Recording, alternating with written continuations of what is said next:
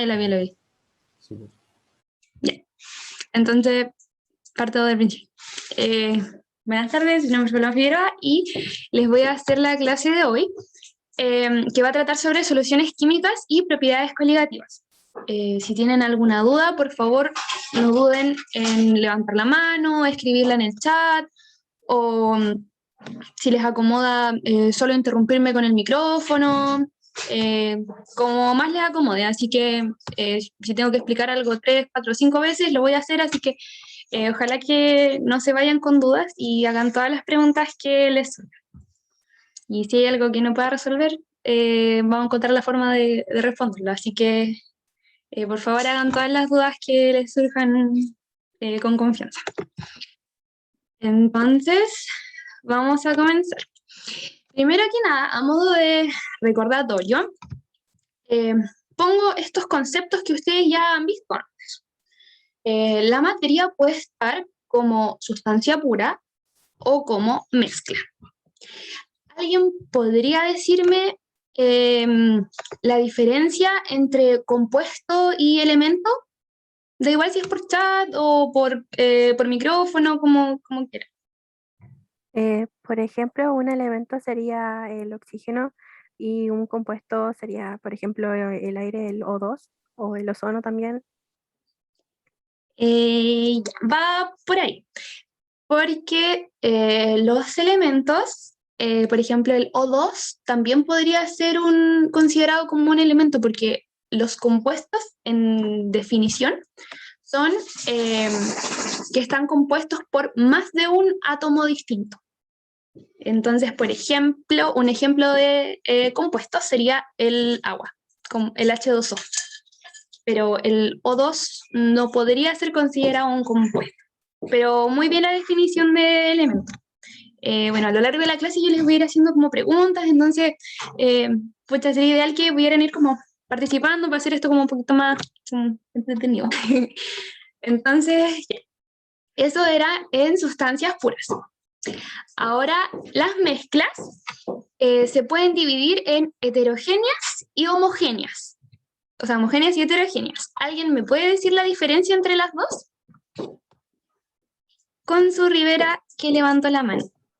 La homogénea no podemos ver como la diferencia entre lo que se está mezclando, en cambio la heterogénea sí se nota como la diferencia. Por ejemplo, el agua con el aceite y la homogénea cuando hacemos un queque y se mezcla todo y no se ve como por una parte la mantequilla, por otra parte la harina y eso.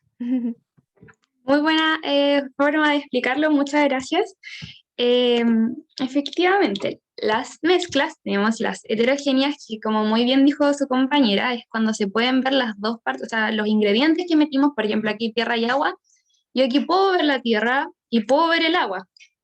Entonces, esto sería considerado heterogéneo, porque no se, o sea, es una mezcla, pero no se ve como algo unido, igual se ven como algo separado. Por otra parte, las homogéneas, como también muy bien decía su compañera, es cuando yo no puedo ver los ingredientes, como en este caso, no sé, el agua con azúcar. En esta clase nos vamos a enfocar en las homogéneas, porque estas son las que conforman la temática de hoy, que son las soluciones. Veo, en el chat me habían puesto homogénea, una fase, heterogénea, más de una fase, sí, muy bien. Compuesto igual molécula, sí y no, porque una molécula también puede ser como un elemento, por ejemplo, el O2. Entonces, un compuesto sí está conformado por moléculas, pero no necesariamente son lo mismo. Y perdón por no haber visto el chat antes. El compuesto es la unión de dos elementos y así. Bueno, ya lo vimos. Muchas gracias por participar y perdón por no haber visto el chat antes. Voy a estar más atenta. Ya. Seguimos. Entonces, las soluciones son una mezcla homogénea de dos o más sustancias. Entonces, la sustancia que va a estar en mayor cantidad va a ser nuestro solvente, y el solvente universal por convención es el agua, porque dicen que puede disolver casi todo. Y a nuestro solvente también le vamos a llamar fase dispersante, porque va a ser lo que va a dispersar a mi soluto. En este caso va a ser el que usualmente está en menor cantidad y se le llama fase dispersa, porque es la fase que se va a dispersar en la fase dispersante. Por ejemplo, si yo le echo sal a mi agua, la sal sería el soluto y el agua sería el solvente. ¿Alguna duda hasta ahí?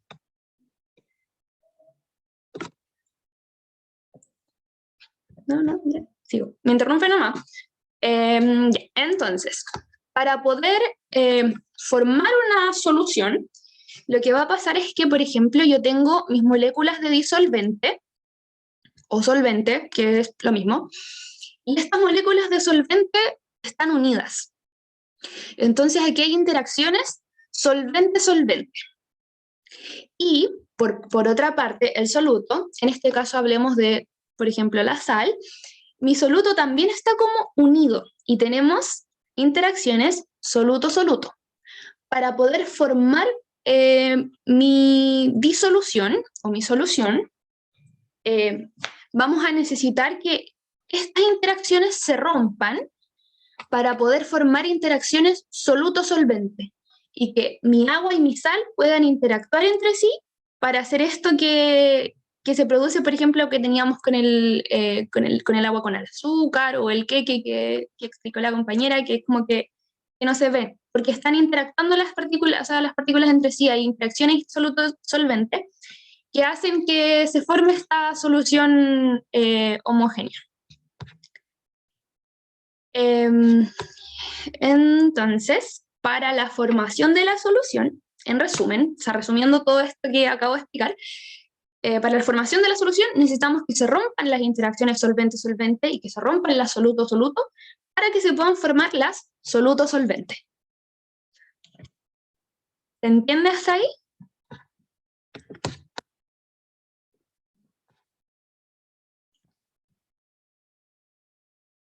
Ya, genial. Entonces, seguimos.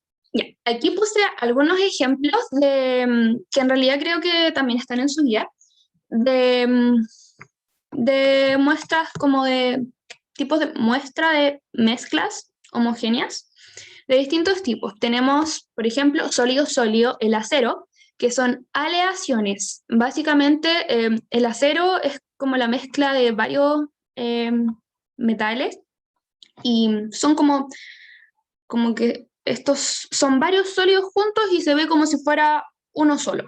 Entonces ahí tenemos mi solución de sólido-sólido. Tenemos las sólido-líquido, como por ejemplo sal en agua, que es la que vimos recién. Tenemos gaseoso-sólido, que podría ser un ejemplo H2 en platino, que puse una imagen como para representarlo un poco porque es difícil imaginarlo, pero existe. Tenemos las líquido-líquido, por ejemplo, alcohol en agua. Tenemos las líquido gaseoso, por ejemplo, el agua con gas o las bebidas gaseosas.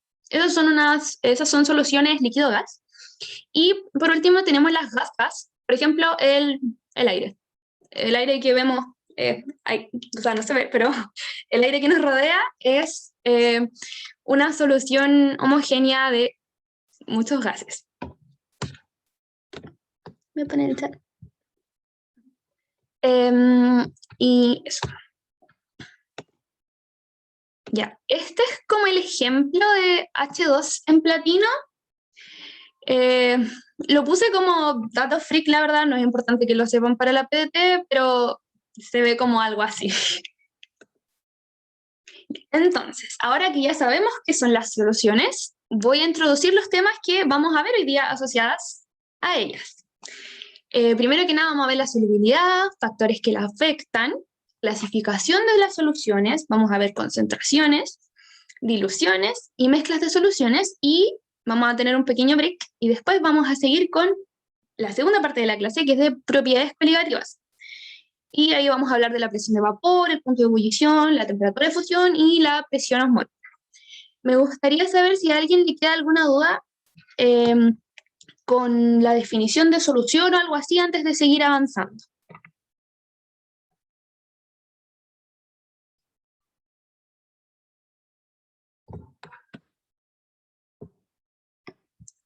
Javiera, dime.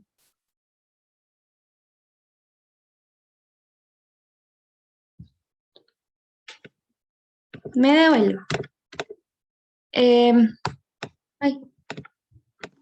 Ay.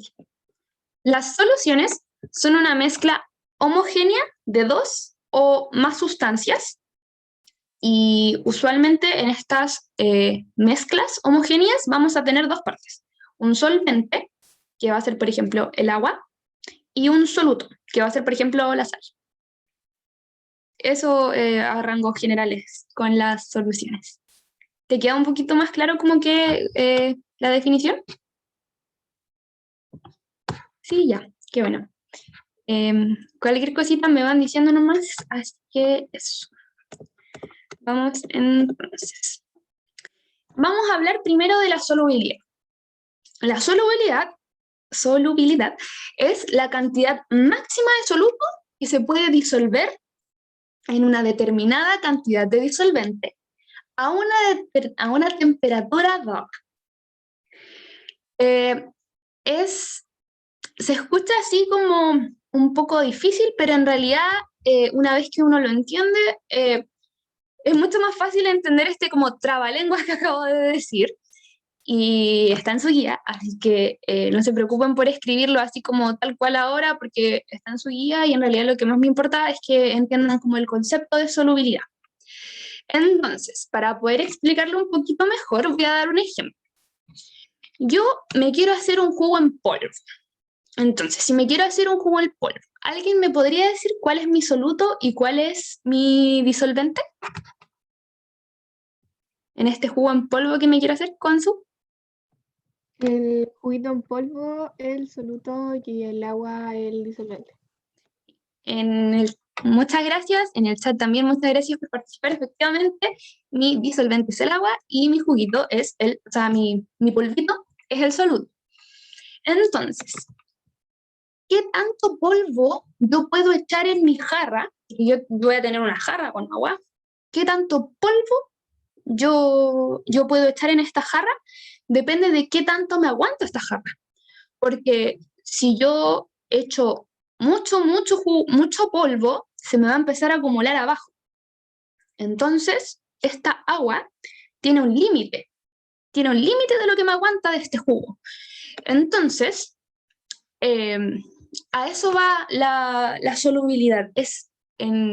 Como en el contexto del jugo, la solubilidad sería el máximo de polvo que me aguanta el agua.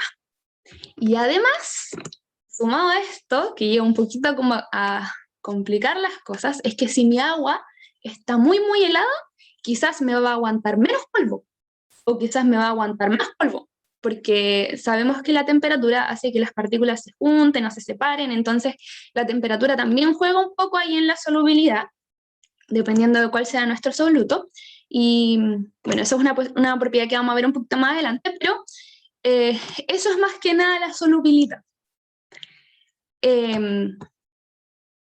¿A alguien le queda queda más o menos claro qué es la solubilidad? ¿A alguien le queda alguna duda con el concepto? Porque no me molesta para nada explicar. Mayor temperatura, mayor solubilidad. Ya, sí, eso lo vamos a ver un poquito más adelante, pero por ahí. ¿Cómo se llama esto? Si a alguien le surge una duda con el concepto de solubilidad, me avisa nomás porque vamos a estar hablando de esto un buen ratito. Bueno, entonces, además de esto, las soluciones tenemos de dos tipos. Tenemos las llamadas miscibles, que son, por ejemplo, mi juguito de naranja que me hice aquí en polvo, que son las que forman las disoluciones finalmente. Pero también tenemos, como dijo delante la compañera, por ejemplo, el agua con aceite, que no se mezclan por nada, son insolubles entre sí. Y a esas se les llama inmiscibles, como el agua y el aceite, porque son insolubles entre sí. En cambio, mi polvo de jugo con mi agua son solubles entre sí. Entonces, eso a grandes rasgos con la solubilidad. Entonces tenemos lo miscible y lo inmiscible, que es lo insoluble. Entonces, ahora vamos a ver factores que afectan la solubilidad, y ahí una compañera, si no me equivoco, adelantó un poquito cómo iba esto, pero los factores que afectan la solubilidad va a depender de qué estamos hablando. Y depende si tenemos gas líquido o una mezcla sólido-líquido. Entonces, por ejemplo, disculpa, gas líquido. Vamos a partir con gas líquido. Entonces, por ejemplo, vamos a partir con cómo afecta la presión en mi disolución gas líquido. El líquido va a ser mi disolvente y el gas va a ser mi soluto. Si yo, por ejemplo, tengo una botella con agua y le meto gas, me queda una botella de agua con gas común y corriente. Entonces, por ejemplo, esta va a ser mi botella de agua con gas normal. Así se están moviendo las partículas de gas adentro. Pero, ¿qué pasa si yo aprieto esta botella y disminuyo el volumen? Y aumento, o sea, y al disminuir el volumen, esto queda más apretadito, entonces aumento la presión de mi disolución de gas con líquido, y lo que empieza a pasar es que las partículas se van moviendo mucho, mucho más rápido y además quedan mucho más juntas, entonces se facilita mucho más que las partículas de gas y agua interactúen. Y como habíamos dicho en un inicio, lo que yo quiero para poder formar la disolución es que se formen interacciones soluto-disolvente. Entonces, la presión va a facilitar que estas interacciones soluto-disolventes se formen. Entonces, a más presión tenemos más solubilidad en gas líquido. ¿Se entiende? Profe, Dime. esa sería una mezcla heterogénea, ¿no? Es que una profe una vez me dijo que al ver una bebida con gas, se notaba el gas y lo líquido, por ende sería heterogéneo. Ya, es que el agua con gas igual podemos considerarlo como homogéneo, es como... O una igual. bebida, porque decía, es que tú estás viendo las pelotitas y yo me voy entera, por eso le pregunto. Ah, ya, sí, no, pero el agua con gas igual, o sea, a mí me habían dicho que se podía considerar como homogénea. Y que... Igual cuando, permiso, o sea, perdón por interrumpir, pero uno cuando toma bebida, igual solamente ve el líquido po, y lo toma y siente el gas en tu boca. Entonces igual ahí es como homogéneo porque no se ve el gas en la bebida. Cuando está como en un vaso, cuando te lo estás tomando, solamente en la botella se ve. Entonces, como subjetivo. Lo que pasa es Gracias. que, Es o sea, en que las sí pelotitas que tú ves son como lo que se está tratando de como escapar del es por líquido. la botella, po, porque si tuvieran un vaso no se verían las burbujas así como tanto en la botella. Y de repente igual ¿cómo se llama esto? No sé si Samuel nos puede ayudar un poco en esto, que tiene más experiencia, que es el coordinador que está presente. Samuel, si estás por ahí, con el agua con gas. Hola. Miren, yo en verdad no he leído mucho si es que se considera en general como que existe un acuerdo así homogéneo o heterogéneo. A mí me tinca que es más homogéneo, me tinca. Y que en general, si es que uno empieza a ver ya el gas, es porque está saliendo de la mezcla. No sé si se entiende.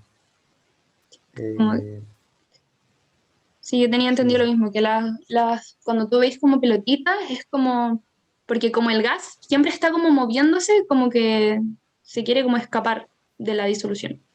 Y por eso se ven como Sí. esas pelotitas.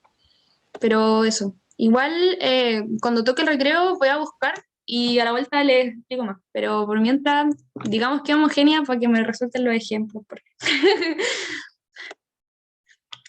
Sí, sí, por la misma presión ejercida, como que no te preocupes de esto, muchas gracias por el aporte, lo voy a buscar y en el recreo o sea, voy a investigar y todo y a la vuelta les cuento qué encuentro. Así que muchas gracias. Ya, y ahora les tengo una pregunta a ustedes. Por ejemplo, en la playa se supone que hay mucha más presión de aire que en una montaña. Entonces, considerando que en la playa hay más presión que en la montaña, ¿en cuál de estos dos lugares a mi botella de agua con gas se le va primero el gas?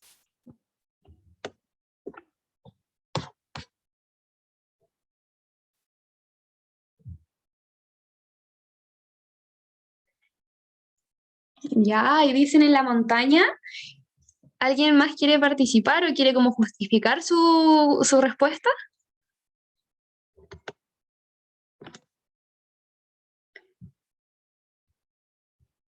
Podría ser en la playa, que hay más presión, o o en la montaña, que hay menos presión. ¿Dónde se me va primero el gas? Ya.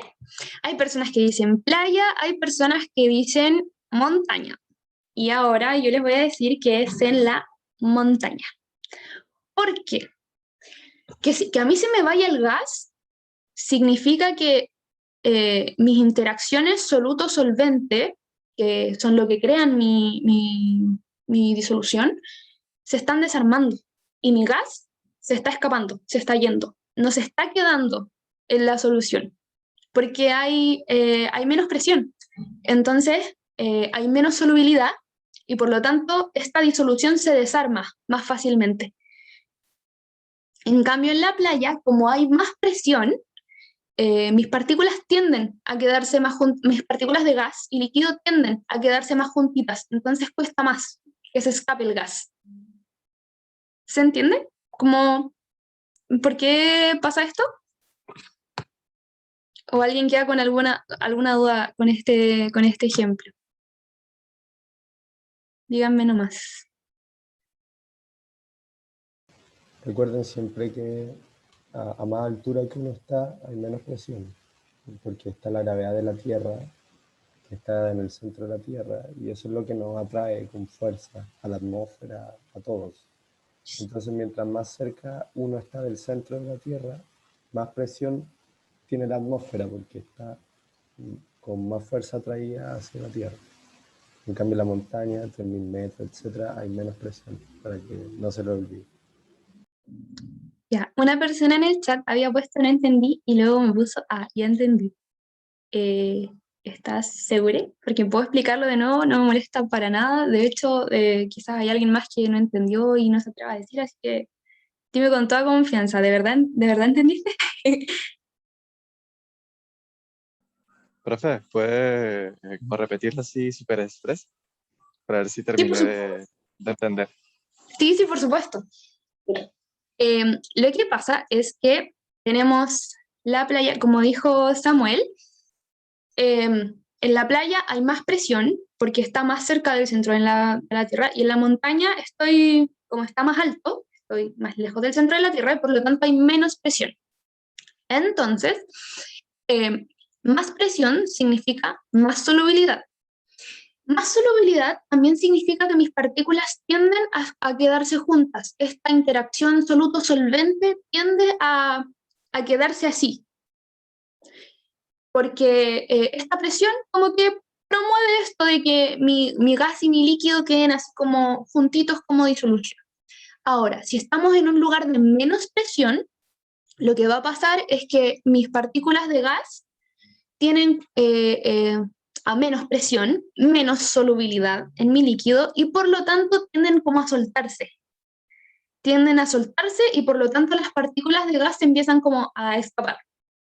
Y como mis partículas de gas se empiezan a escapar, se me queda el agua sin gas, me queda el agua sin gas y ahí quedó mi agüita con gas, ahora solo tengo agua natural. No sé si se entendió bien. Sí, ahora entendí mucho mejor. Gracias. Sí. Ya. Había otra persona que no había entendido. ¿Lo explico de nuevo?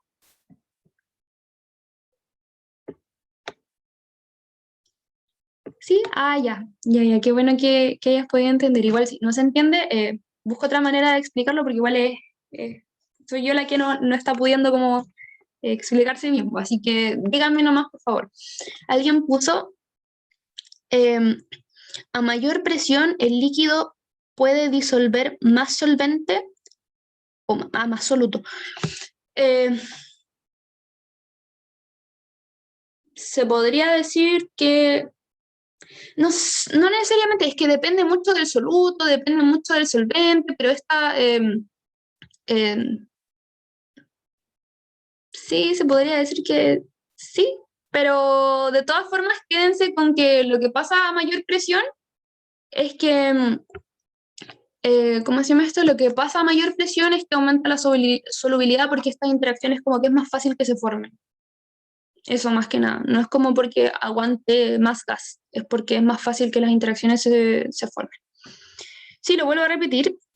Alguien me dijo, profe, no entendí lo de la presión, pero no entiendo qué tiene que ver lo que dice arriba, gas líquido. Ya. Lo que pasa es que estamos hablando de factores que afectan la solubilidad, y los factores que afectan la solubilidad dependen mucho, o sea, como que no es lo mismo lo que afecta a las soluciones que tienen gas y líquido a las soluciones que afectan sólido y líquido. Por eso como que lo separé en dos, entonces primero estamos viendo qué afecta a gas líquido, o sea, las disoluciones de gas y líquido.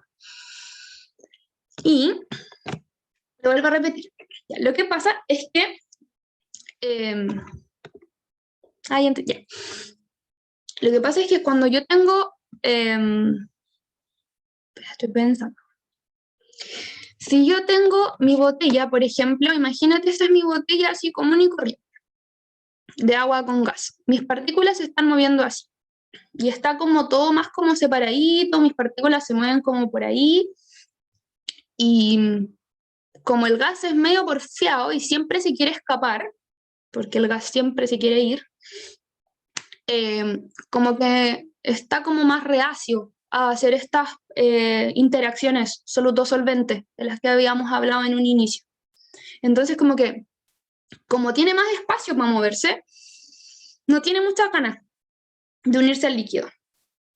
Entonces, lo que pasa cuando yo aumento la presión es que este espacio como que se reduce, y como este espacio se reduce, el gas se ve como... Hoy se me secó la garganta. Espérenme un segundo, me voy a servir un vasito de agua porque se me secó mucho la garganta. ¿Verdad?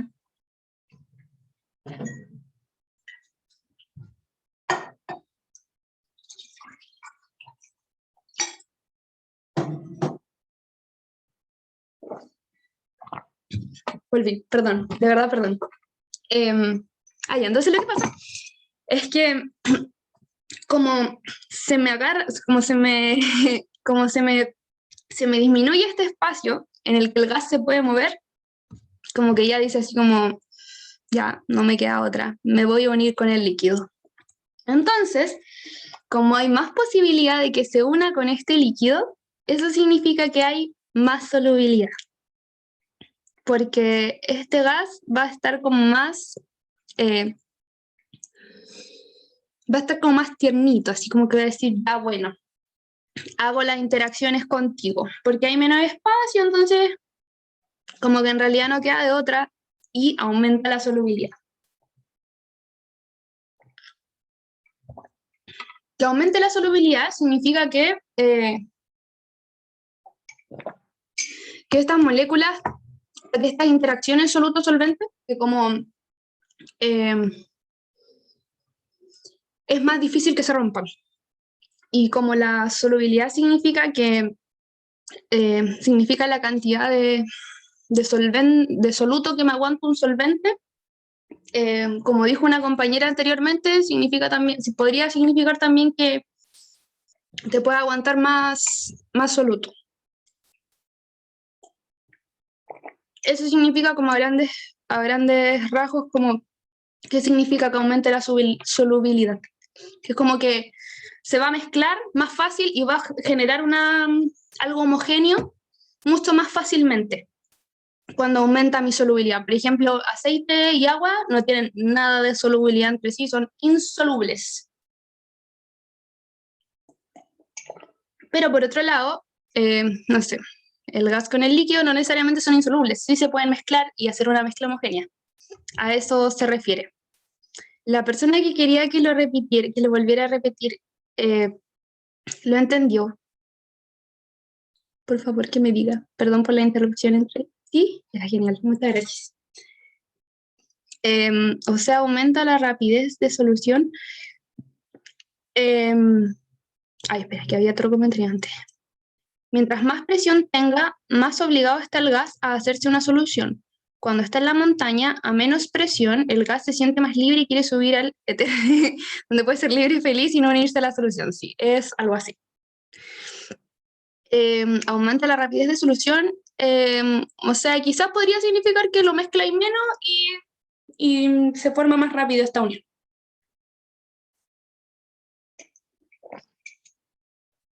Eso con la presión y el líquido gas. ¿Queda alguna duda?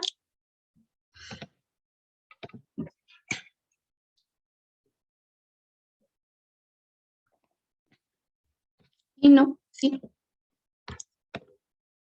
Ya. Ya, qué bueno que se entendió, porque igual era como un poco enredado de explicar, porque igual los gases no los podemos ver mucho, entonces quizás de repente puede ser un poco enredado, pero por eso mismo agradezco mucho que me digan cuando no entienden. Entonces ahora vamos a hablar de los efectos de la temperatura en gas líquido, o sea, en mi solución gas líquido. Aquí lo que pasa, como lo que podemos ver aquí en el gráfico, aquí abajo tenemos temperatura y aquí tenemos solubilidad. Podemos ver aquí que a una menor temperatura tenemos mayor solubilidad, y a medida que vamos subiendo la temperatura, la solubilidad de estos gases va disminuyendo. El helio no disminuye tanto, pero igual disminuye, o sea que igual hay como una curvita. Y esto significa que una mayor temperatura significa más movimiento de los gases. Y a diferencia del tema con la presión, porque en la presión también había más movimiento y todo, pero aquí el tema es que se nos acababa el espacio, entonces teníamos que hacer este compromiso de ya nos agarramos las manitos con el agua porque no nos queda espacio, no hay que hacerle. Lo que pasa cuando subimos la temperatura es que hay más movimiento de los gases, y los gases lo único que quieren es irse. Entonces, como los gases aumentan su movimiento y no necesariamente aumenta la presión, el gas tiende a escapar. Y por esto mismo baja la solubilidad, porque el gas aumenta su movimiento y como que va como loco por todas partes, entonces rompe sus interacciones soluto-solvente. Entonces, si yo tengo una bebida y está heladita, está así recién sacada, sí, es a ese mismo ejemplo iba a ser.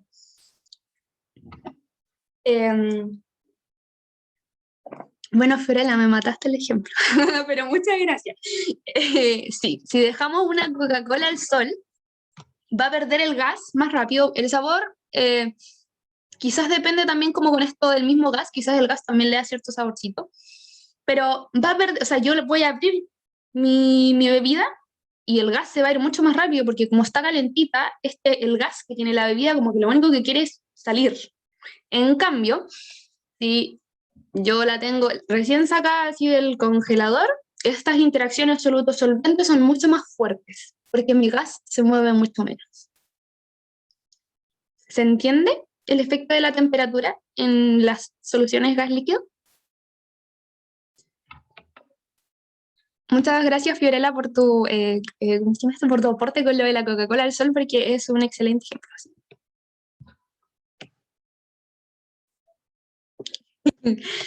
Sí. Ya, entonces recuerden decirme nomás si hay dudas. Voy a seguir con sólido líquido. Entonces ahora vamos a tener sólido en un líquido como lo que habíamos visto recién de azúcar en agua.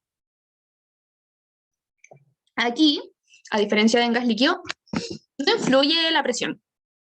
Como que en los sólidos en realidad la presión no juega mucho, así que vamos a tener otro factor, que es la naturaleza del compuesto.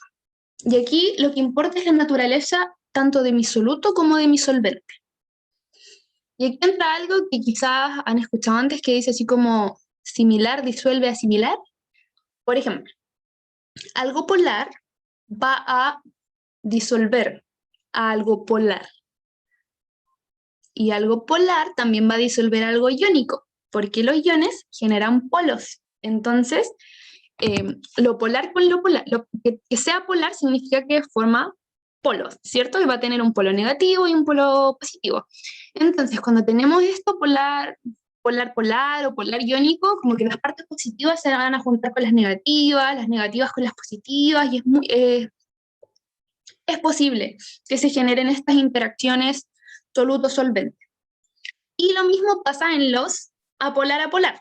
O sea, por ejemplo, esto mismo como que no hay polos, entonces en realidad como que todos viven en sintonía y no son muy fuertes las interacciones que generan porque no tienen polos para generar como interacciones tan fuertes, pero sí se pueden generar disoluciones así. Y por ejemplo, si yo tratara de juntar algo polar con algo apolar, no se me van a juntar y no se me van a mezclar. Y un gran ejemplo de esto es el aceite con el agua. Apolar con polar no resulta. Tienen que ser similares para poder mezclarse. ¿Queda claro cómo afecta la naturaleza de los compuestos?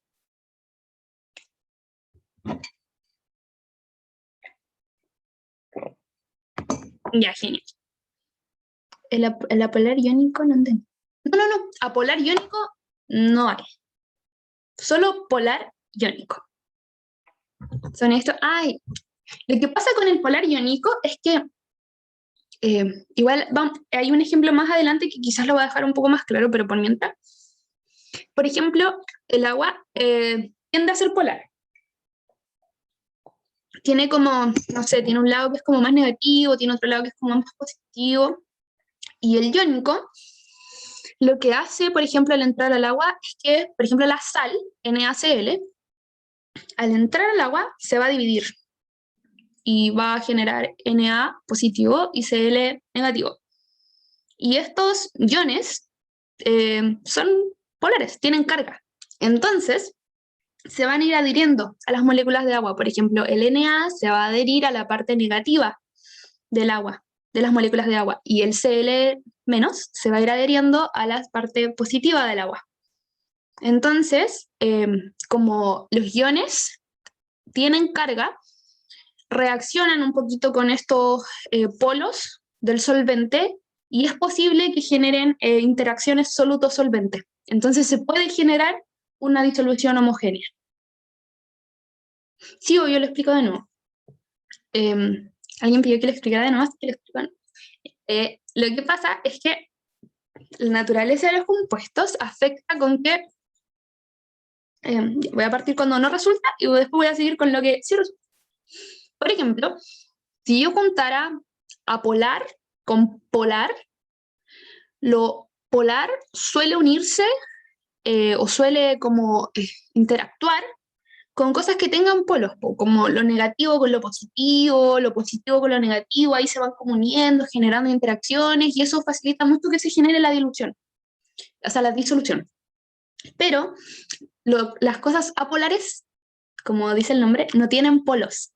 Por lo tanto, no pueden interactuar mucho con lo polar porque no tienen cómo. Y esto es lo que pasa con el aceite y con el agua. Como que son insolubles entre sí porque uno es polar y el otro es apolar y en realidad no hay cómo porque son muy diferentes y no tienen cómo unirse. Y es distinto a lo que pasa con polar-polar o polar iónico, que en polar-polar vamos a tener el soluto y el solvente tienen polos. El soluto y el solvente tienen una parte negativa y una parte positiva, entonces tienen como interactuar. Por ejemplo, la parte negativa del soluto va a interactuar con la parte positiva del solvente. Entonces así van generando sus interacciones. Y por otra parte, el polar iónico, los iones tienen cargas, entonces según su carga se pueden ir adheriendo a la parte positiva o a la parte negativa de las partículas del solvente, por ejemplo. ¿Se entiende un poco mejor ahí? O sea, ¿me expliqué mejor?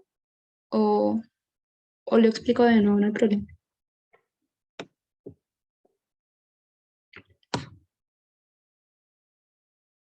Genial. Bueno, y eso con la naturaleza de los compuestos. Ahora vamos a pasar a cómo afecta la temperatura, porque al igual que, o sea, la presión no afecta a los líquidos, pero la temperatura, o sea, a los sólidos, pero la temperatura sí. Y aquí lo que pasa es algo medio contrario a lo que pasa con los gases. Y no sé si ven aquí que, bueno, aquí tenemos la solubilidad en este gráfico y acá abajo tenemos la temperatura. A medida que vamos subiendo la temperatura, lo común es que las sales que tenemos acá, los solutos que tenemos acá, vayan aumentando su solubilidad. Por ejemplo, miren este, cómo sube. ¡Shum! Vamos subiendo la temperatura y va subiendo su solubilidad. Hay excepciones, porque siempre hay excepciones. Por ejemplo, aquí este. Pero no vamos a hablar de la excepción. Solo sepan que hay algunos que les gusta llevar la contraria. Pero la generalidad es que más temperatura signifique más solubilidad. Y esto pasa porque el sólido, con la temperatura, no sé, por ejemplo, yo tengo un chocolate, se empieza a derretir. Entonces, lo que pasa con los sólidos es que con la temperatura tienden a perder sus interacciones soluto-soluto. O sea, considerando que mi sólido es mi soluto. Empiezan a perder sus interacciones soluto-soluto y eso hace mucho más simple. Como empiezan a quedar libres los solutos, o sea, como estas interacciones se van rompiendo, van quedando libres, y dicen, ya como, o sea, como que hace mucho calor, soltémonos las manitos, pero se van encontrando con el solvente. Entonces, como los solutos se van rompiendo, es mucho más fácil que se formen las solutos solventes y por lo tanto aumenta la solubilidad porque es mucho más fácil que se forme esta disolución homogénea entre soluto y solvente. ¿Se entiende? ¿Sí? ¿No? ¿Sí? Díganme.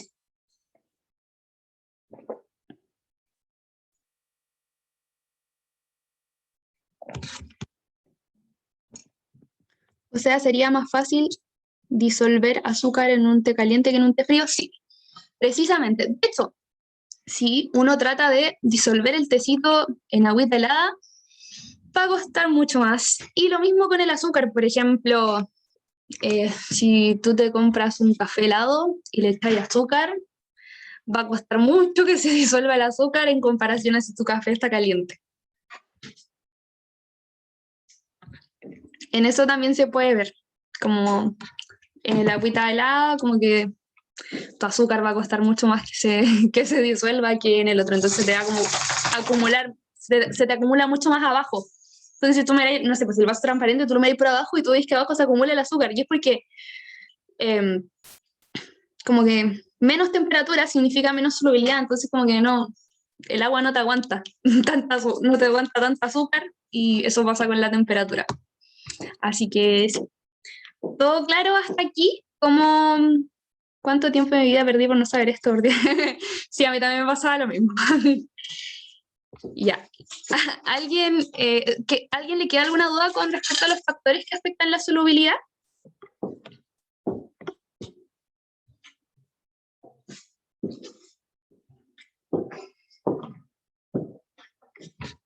No. Entonces proseguimos. Si alguien tiene alguna duda, no duden en levantar la mano o escribirme por el chat, por interno. Yo no voy a decir su nombre en vivo, así que con toda confianza. Avanzamos. Ahora vamos a hablar de las clasificaciones de las soluciones. Primero que nada, vamos a hablar de la proporción soluto-solvente. Esto se ocupa más que nada como para comparar soluciones entre sí, pero es importante saber. Aquí vamos a hablar de diluido, cuando hay poco soluto en relación al solvente, y también vamos a hablar del otro extremo, que sería lo concentrado, cuando tenemos... sí, se va a pasar la lista. Ya, pero sigo. Y por otra parte tenemos lo concentrado, que significa que hay mucha cantidad de soluto en relación al solvente. Por ejemplo, estábamos hablando del café. Si yo le echo, yo tengo dos tazas de agua caliente, y a una le echo una cucharada de café y a la otra le echo 2 cucharadas de café. La que tiene una cucharada va a estar más diluida y la que tiene 2 va a estar más concentrada, porque tiene más soluto. Entonces, en comparación con esto, la que tiene 2 de soluto va a estar mucho más concentrada que la que tiene una disoluta. ¿Quedan claros como estos conceptos?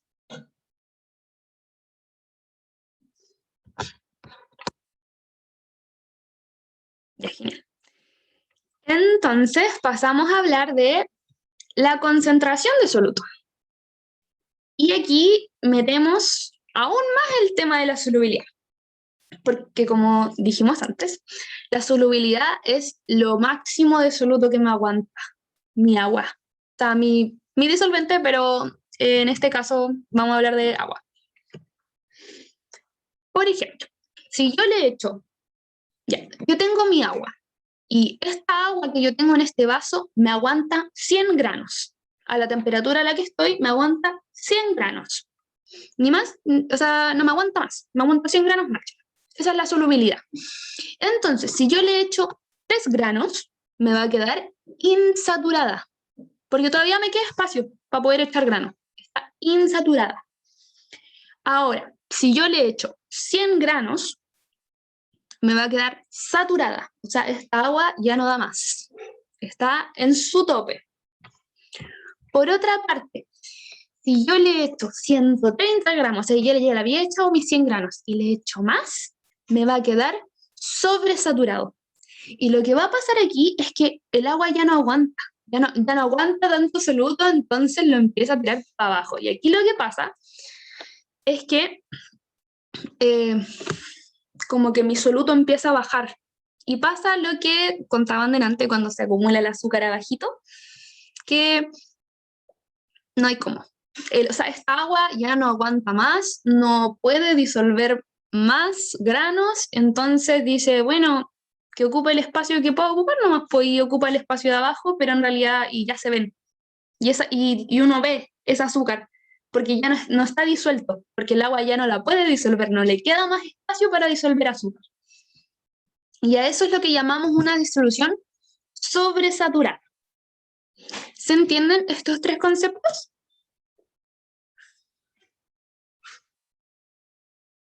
Ya, genial. Entonces les voy a hacer una pregunta. Las concentraciones insaturadas son más estables y las sobresaturadas son menos estables. ¿A alguien se le ocurre por qué podría ser? ¿Qué pasa esto? ¿Que estas son menos estables y estas son más estables?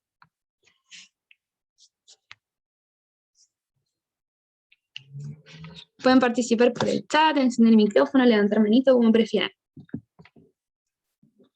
La pregunta era que el insaturado es más estable y el sobresaturado es una mezcla menos estable, y yo pregunto ¿por qué?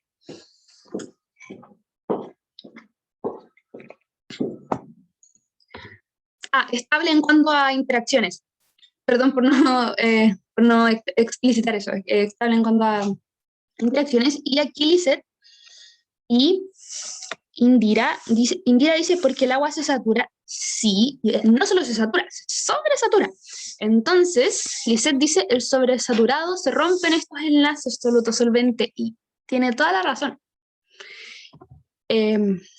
Como lo que pasa es que, como se pasa del límite de solubilidad, estas interacciones soluto-solvente se empiezan a romper.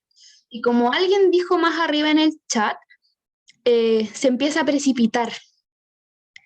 No recuerdo quién fue, lo estoy buscando, pero bueno, Araceli dijo, se empieza a precipitar, y sí, lo que pasa en el sobresaturado es menos estable porque estas interacciones se empiezan a romper, como que el agua se estresa y dice, es que yo no puedo más, yo no puedo juntar más azúcar aquí, y estas interacciones se empiezan a romper y se genera este fenómeno que se llama precipitación, que es cuando podemos ver el soluto acumulado abajito, o también cristalización en algunos otros casos.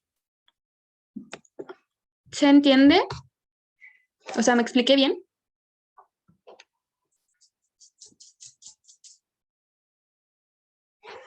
Dígame sí, no, sí, sí.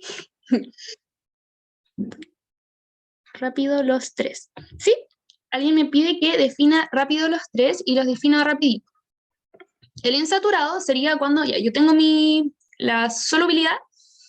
Cada solvente tiene un límite de lo que puede disolver. En el insaturado tengo menos soluto de lo que resisto.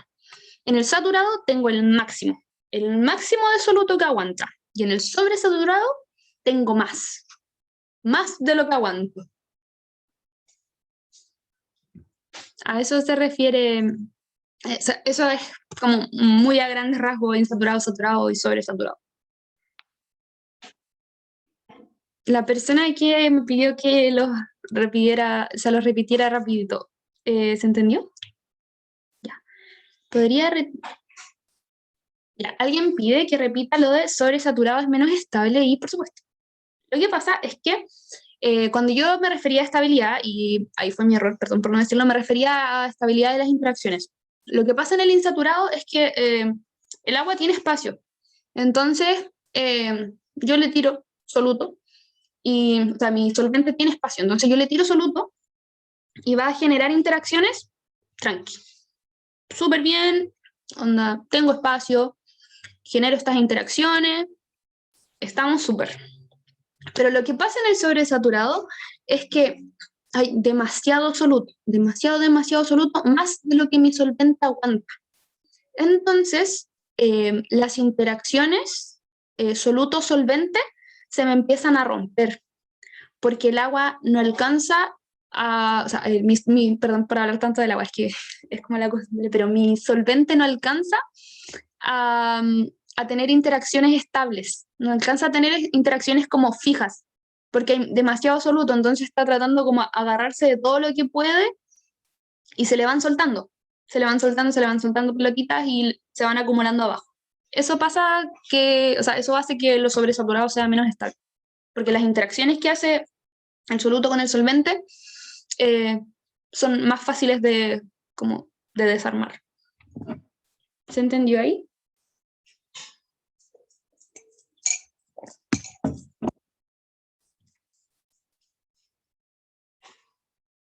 Ya, genial. ¿A alguien le queda alguna duda con esto?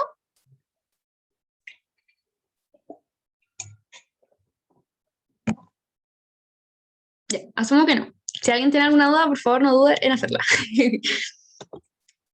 Ya, entonces continuamos. Ahora vamos a hablar de otra clasificación, que es la naturaleza del soluto.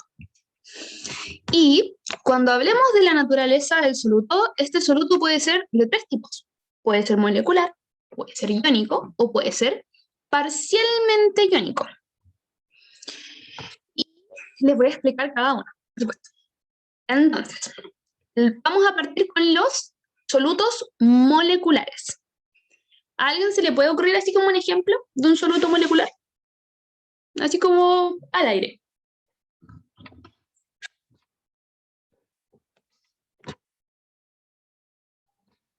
Sacarosa, sí. La sal va a servir para un ejemplo más adelante, pero sí, la sacarosa, el azúcar. La sacarosa, el azúcar, entonces eso es lo que vamos a usar para nuestro ejemplo de agua. Y como disolvente vamos a usar nuestra nunca infaltable agua. Entonces, por ejemplo, yo tengo aquí un tarro con agua. Sí, la sal es iónica. Pero, quedémonos primero con molecular y la sal la vamos a ocupar después como ejemplo. Entonces, yo tengo aquí un tarro con agua. Y lo que yo disuelvo va a ser molecular. ¿Qué significa eso? Que se va, por ejemplo, yo voy a echar el azúcar y el azúcar no se va a desarmar. Lo que va a pasar es que el azúcar se va a empezar a repartir en el agua, como lo que se ve aquí. Se va a empezar a repartir en el agua, pero el azúcar no se desarma. Va a seguir ahí enterita, o sea, sí, va a seguir ahí como azúcar, molécula completa. Lo que pasa es que se reparte y así es como se disuelve. Así funciona cuando el soluto es molecular. Ahora, ¿qué pasa cuando el soluto es iónico como la sal? Lo que pasa con la sal, por ejemplo, aquí yo tengo un tarrito con agua y aquí abajo está la sal que yo le eché. Lo que va a pasar con la sal es que la sal se me disocia. Las partículas disueltas van a formar iones. Entonces, aquí está mi NaCl. mi sal. Pero al echarla al agua, se me separa. Estas moléculas de sal, o sea, la sal, la molécula NaCl, el ion, se me separan iones de Na, de Cl. Entonces, lo que pasa con los iónicas, con los solutos iónicos, es que se me disocian, se me, entre comillas, desarman. Entonces voy a tener iones sodio por aquí, iones sodio por allá, y así, repartido en el agua. No se me reparte como completito como pasaba con el azúcar en el caso de los moleculares. Y por último tenemos las parcialmente iónicas. Y este es el caso de ácidos débiles, que yo tengo entendido que todavía no tienen clases de ácido base, y por eso mismo lo vamos a explicar como muy a la pasadita, pero básicamente lo que pasa con los ácidos débiles es que no se disocian completamente. Como que algunos se desarman y otros no. Onda, no sé, por ejemplo, yo aquí tengo un vaso y aquí tenemos uno que se me desarmó, un ácido, estos ácidos se me desarmaron y se me repartieron en la disolución, pero mira, otros ácidos no se me desarmaron. Entonces voy a tener algunos que están como molécula, están como moleculares, y vamos a tener otros que están como ion. Entonces, las parcialmente iónicas voy a tener molecular y voy a tener ion en mi disolución. Mi soluto está en forma de molécula y está en forma de ion. Y eso es lo que pasa con las parcialmente iónicas, y un ejemplo de eso son los ácidos débiles, que si no me equivoco es de química mención, entonces no sé si todos lo van a ver, pero eso. ¿Se entiende cómo funcionan las, o como la explicación de los tres?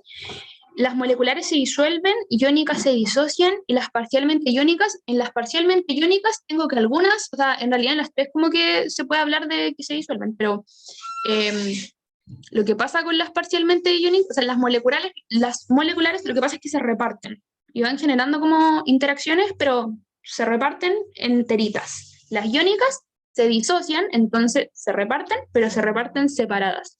Y las parcialmente iónicas, algunas se me reparten, otras se me desarman y andan separadas, entonces como que tengo una mezcla de molecular y iónico. Eso es lo que pasa con las parcialmente iónicas. Ya, genial. ¿A alguien más le queda alguna duda?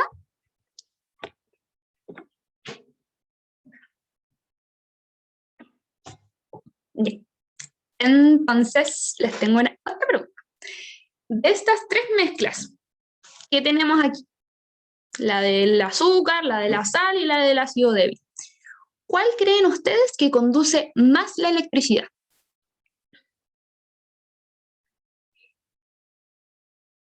Efectivamente, la iónica.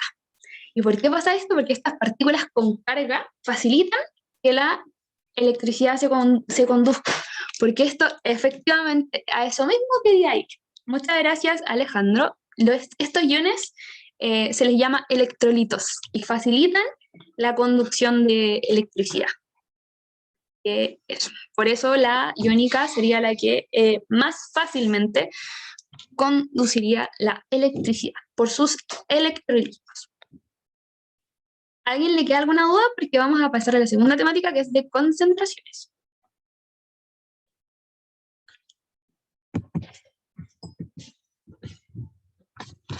¿No? Bien. Voy a avanzar. Si a alguien le queda alguna duda, no duden en hacerla. Bueno, ahora pasamos a las concentraciones. Ay, agrandé mucho el chat. Pasamos a las concentraciones. Aquí lo que pasa es que una concentración se define como la expresión cuantitativa entre soluto y solvente, como lo que dice acá abajo. Viendo la imagen, de nuevo puse mi gran preciado juguito en polvo y puse acá al lado las partículas. Las partículas naranjas van a ser las partículas de polvito, y las partículas azules van a ser las partículas de agua. Y lo que nos expresan las concentraciones cuantitativamente, o sea, en número, es la proporción. ¿Y la proporción de qué? de soluto en relación a solvente, o de soluto en relación a todas las pelotitas que tengo. Puede ser de moles de soluto y así vamos a ir viéndolo a medida que vamos avanzando porque tenemos de 2 tipos. Pero a eso se refieren las concentraciones. ¿Queda claro más o menos el concepto?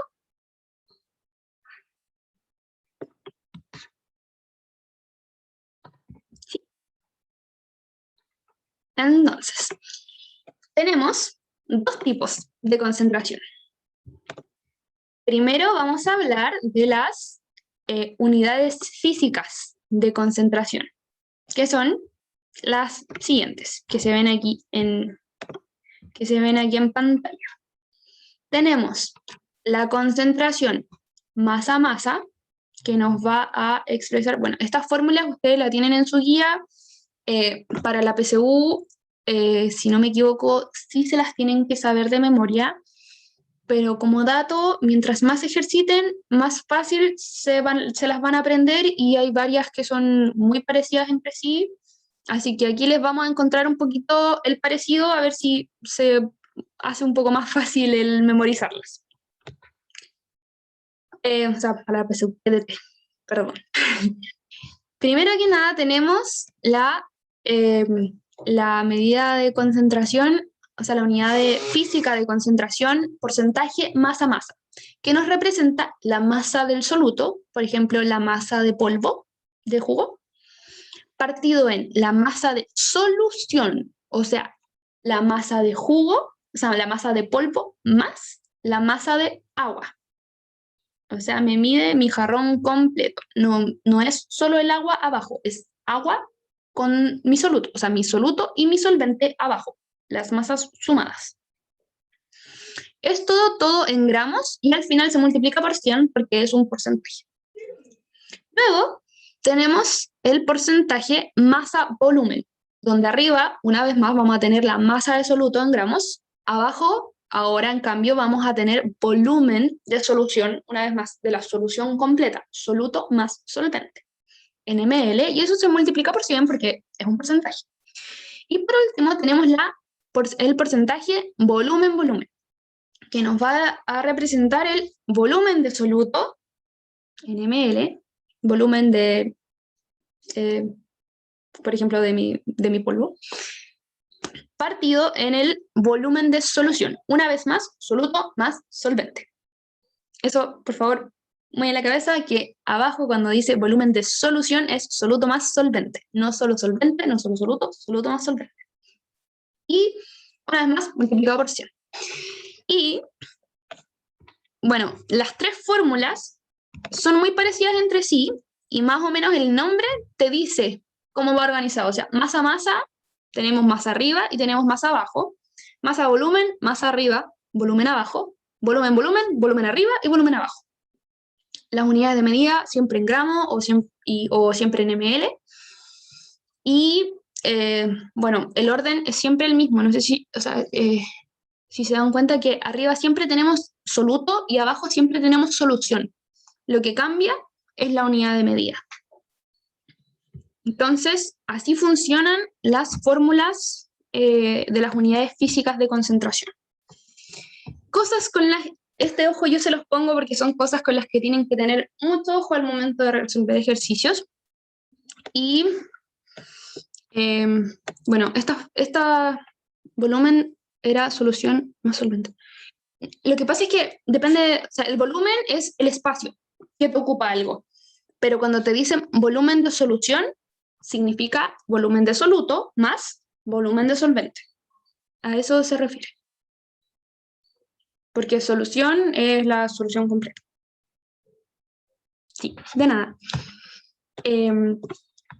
Y lo que yo creo que tienen que tener más ojo, que yo creo que son las cosas en las que uno más se confunde.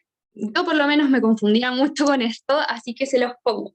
Siempre ténganle mucho ojo a las unidades de medida que les dan en el enunciado. Me lo dan en gramos, me lo dan en ml, me lo dan en kilogramos, me lo dan en litro. Siempre mucho ojo con eso al momento de resolver los ejercicios. Y eso para todas las fórmulas que les van a dar en química y en física también, siempre mucho ojo con las unidades de medidas, porque si yo voy a ocupar ml, tengo que ocupar ml para todo. Siempre me tienen que calzar las unidades de medida. ¿Qué dice ahí? = G, GML, ml. Sí. O sea, igual los porcentajes masa-masa, porcentaje masa-volumen y porcentaje volumen-volumen no tienen unidad de medida, como el resultado final no tiene unidad de medida. Pero sí, esas son las unidades de medidas que se deben ocupar al momento de resolver. Sí, vamos a hacer ejercicio después y de todas maneras en su guía, en la misma guía que se les pasa con materia, hay ejercicios al final de desarrollo y todo, y se les va a compartir el solucionario. Y hablando del solucionario, en las de alternativas hay una que tiene un error, pero el solucionario tiene el error, no la guía en sí. Así que eso. Pero más adelante explico el error, porque en realidad ahora como que no tiene mucho sentido con lo que estamos viendo. Entonces, siempre mucho ojo con las unidades de medida. Ahora, otra cosa. Siempre mucho ojo con lo que les piden en la pregunta. Y a partir de lo que les piden en la pregunta, ver qué fórmula tienen que usar, qué datos necesitan, qué datos les dan, pero en qué unidad necesitan esos datos. Mucho ojo con esos detalles, qué información tengo, qué información me falta. Por lo menos al momento de ejercitar para la PDT, dense todo el tiempo de analizar estas cosas, después le van agarrando, a medida que más ejercitan, más fácil se va haciendo esto. Pero eso, mucha ejercitación y mucho ojo con esas cosas que de repente les pueden costar una pregunta, porque bueno, la prueba está hecha para enredar, y por lo mismo hay que tener ojo con ciertas cosas. Ahora, perdón, ¿alguien le queda alguna duda con las unidades físicas de concentración?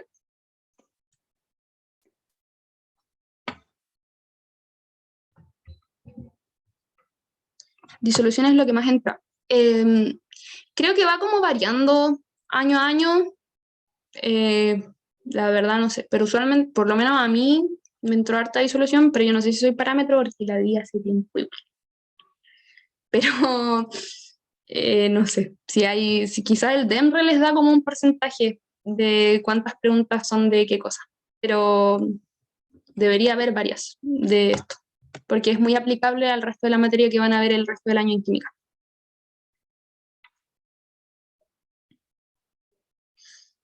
Pucha, ya. Ya, bueno, pero si no quedan dudas, avanzamos. Entonces, por otra parte, ¿alguien prendió su micrófono? O... Sí, yo, profe. Una Sí, dime. pregunta. Cuando nos piden volumen de solución, es solvente más soluto, ¿verdad? Sí. ¿Y cuando nos piden solo volumen, o no nos van a pedir solo volumen? ¿Cómo? Pero lo que pasa es que siempre que te pidan volumen te lo van a pedir en un contexto. En este contexto, lo que te piden es el porcentaje, por ejemplo, no sé, te van a pedir el porcentaje masa-volumen, y en este contexto el volumen que te piden es el volumen de solución. Y cuando es volumen de solución, es volumen de soluto más volumen de solvente. Pero Ya, profe. sí. Y bueno, siempre depende del ejercicio, pero por lo menos en este tipo de ejercicio, cuando te piden este tipo de cosas, es soluto más solvente. Para este tipo de fórmulas. Para otras, no necesariamente. Eso. ¿A alguien más le queda alguna duda?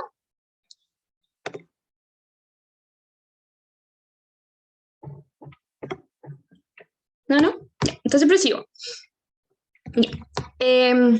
Por otra parte, tenemos las unidades químicas de concentración. Estas unidades químicas de concentración son varias. Aquí vamos a explicar 4. Primero que nada tenemos la molaridad. Les puse un pequeño recordatorio porque esto lo vieron en la clase de estequiometría, que era el número de moles es igual a la masa partido en la masa molar. Pero eso, con los moles. La molaridad lo que nos va a pedir es número de moles partido en volumen de solución o de disolución, que como preguntaban recién, en este caso volumen de solución sería volumen de soluto más volumen de solvente. Y en este caso se ocupan los litros. Entonces, eso. En este caso es mol partido en litro, mi unidad de medida. Eso con la molaridad. Ahora vamos a pasar a la molalidad, que es con L y con M minúscula. Es otra cosa. En este caso vamos a tener el número de moles, una vez más, partido en la masa de solvente. Solito el solvente, por ejemplo, no sé, arriba el número de moles de sal y abajo los kilogramos de agua que ocupé. Pero no me van a pedir los kilogramos de agua más la sal, es solo los kilogramos de agua. No sé si se entiende la diferencia con la molaridad, porque aparte abajo me pide masa, no me pide volumen, me pide masa. Y solo del solvente, eso es como lo especial de la molaridad. Y además me lo piden kilogramos. Eso. Para continuar tenemos las fracciones molares, y la verdad es que es la misma fórmula para los dos, pero las puse por si acaso. Que aquí vamos a hablar solo de número de moles. Entonces, si me piden la fracción molar del soluto, arriba vamos a tener el número de moles de soluto y abajo el número de moles totales. Por ejemplo, yo tengo 3 moles de soluto abajo y tengo 10 moles totales. Entonces sería 3 partido en 10. Y si ahora yo les digo, ya tenía este 3 partido en 10 en mi fracción molar de soluto, ¿cuál sería mi fracción molar de solvente? ¿Alguien me puede decir? Por el chat. Ya, 7, ¿qué? 7 solito es mi fracción molar. 7 partido en 10. Efectivamente, 7 partido en 10 sería mi fracción molar de solvente, porque sería mi número de moles de solvente partido en mi número de moles totales. Y eso con la fracción molar. ¿A alguien le queda alguna duda con alguna de estas, ¿cómo se llama esto? Con alguna de estas fórmulas? Ya nos queda poquito, así que, o sea, para el recreo, así que aguántenme un poquito más, por favor. ¿Les queda alguna duda? ¿No? ¿Sí? ¿No? ¿Sí? ¿Cómo, ya sí? ¿No? Genial. Seguimos. Ahora pasamos a las diluciones. Las diluciones disminuyen la concentración del soluto por medio del aumento de solvente. Por ejemplo, yo me hago un té. Y a mi té encuentro que me quedó muy cargado. Me quedó muy oscurito, está como muy amargo, no me gustó. Entonces yo le echo más agua. Y yo miro y el té se volvió más clarito. A ese fenómeno se le llama diluir, porque le estoy dando más espacio al soluto para que se pueda esparcir. Ese es el concepto de dilución. Y la fórmula para calcular cómo varía el volumen, cómo varía la concentración entre antes y después de la dilución es esta. Sería concentración inicial por volumen inicial igual a concentración final por volumen final. Y puse un pequeño ejemplo para poder aplicar un poco la fórmula. Entonces, por ejemplo, yo tengo un tarro con una concentración de 1 molar y 1 litro. Tengo 1 litro de solución. Y yo quiero agregarle, quiero diluir, y le agrego 2 litros. Entonces yo me pregunto, y además, para este tipo de cosas les tienen que decir que los volúmenes son aditivos, porque no siempre podemos sumar los volúmenes, a menos que sean el mismo, de la misma cosa. Por ejemplo, yo puedo sumar agua con agua, pero no necesariamente puedo sumar agua con alcohol en volumen. Entonces me tienen que decir volúmenes aditivos. Entonces, yo les digo que aquí hay volúmenes aditivos. ¿Cuál es mi volumen final? Díganme en el chat, ahí va vos, como más les acomode. 3 litros, porque yo tenía 1 litro y yo quiero diluir y le agrego 2 litros. Entonces, me queda en 3 litros mi volumen final. Entonces, lo que yo quiero saber es cuál es la concentración de esto que me quedó acá. Y yo veo los datos que me piden: concentración inicial, volumen inicial y volumen final. Lo único que me falta es esto. Entonces empiezo a reemplazar. Y me queda esto. Entonces aquí yo despejo con mis habilidades matemáticas y me va a quedar finalmente que la concentración de la dilución final, o sea, de este tarrito que yo tengo al final de todo, es 0,33. Porque este 3 pasa dividiendo y el C2 me queda aquí y eso. La concentración de la dilución final es 0,33 molar, porque esa es la unidad de medida de la concentración que yo tenía en un inicio. ¿Queda claro cómo funciona lo de las diluciones? ¿Profe? Dígame. Entonces, para hacer este cálculo siempre tiene que estar en mol. Si nos dan en gramos hay que pasarlo a mol. Lo que pasa es que aquí lo que me piden es la concentración. Y vimos varias unidades de concentración. Entonces, lo que aquí pasa es que la que me pueden dar es molaridad, pero me pueden dar masa-masa, me pueden dar masa-volumen, me pueden dar molaridad, me pueden dar cualquier unidad de unidad de concentración. Lo que sí hay que tener en cuenta es que la unidad de concentración que yo tengo acá tiene que ser la misma que voy a tener acá. Y lo mismo con los volúmenes. Si yo aquí el volumen lo tengo en litros, aquí también lo tengo que tener en litros. Siempre se usará la regla de 3 en diluciones. Es que no es como una regla de 3 como tal. O sea, si lo veis como C1 partido en C2 igual a B1 partido en B2, sí, pero esta es como la fórmula oficial. Como para no generar confusiones con lo de la regla de 3, esta es la fórmula oficial.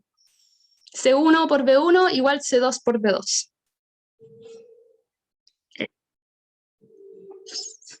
¿Se entiende? Lo de las concentraciones, eso también me quedó como pendiente. ¿Se entendió también el tema de las concentraciones que se ocupaban? ¿Sí? Ya, sí. Esto no es mol, esto es molaridad. Molaridad, molar. Eso. Entonces, proseguimos. Y aguántenme, me queda esta diapo, una más, que vamos a hacer un ejemplo de un ejercicio y después de eso tenemos recreo. Aquí llevamos harto rato aquí. Así que, 4. Mezcla de soluciones. Es la mezcla de 2 o más soluciones con el mismo soluto y con volúmenes aditivos. Eso es lo que yo les decía delante, que los volúmenes tienen que ser aditivos. Entonces, que sea el mismo soluto significa que yo tengo, por ejemplo, en este tarro yo tengo agua con sal y en este tarro también tengo agua con sal. Pero ¿qué pasa aquí? Que en este tarro mi concentración es de 1 molaridad y tengo 1 litro. Pero en este otro tarro yo tengo 3,5 molaridad y tengo 2 litros. Y yo quiero juntar estos dos tarros y ver qué me queda. Y lo que va a pasar es que aquí vamos a tener algo así. C1, esta es la fórmula que se ocupa. Que es C1 por B1 más C2 por B2, que sería, por ejemplo, aquí reemplazándolo o aplicándolo, sería 1 molaridad por 1 litro, más 3,5 molaridad por 2 litros, partido en volumen 1 más volumen 2. Por eso los volúmenes tienen que ser aditivos, porque yo los voy a sumar. Así, yo voy a llegar y los voy a sumar. Y por eso mismo hay que tener mucho ojo con las unidades de medida. Entonces vamos a tener 1 litro más 2 litros y al final de todo eso me va a resultar 2,67 y se me olvidó ponerle la unidad de medida, pero era, ¿cómo se llama esto? Era molaridad. 2,67 molaridad es la concentración de mi solución final. Y bueno, de 3 litros. Así es como se aplica esto. Entonces, yo creo que hay algo que pasa aquí. Cuando yo multiplico concentración con volumen, sobre todo si yo multiplico molaridad con volumen en litro, ¿qué obtengo?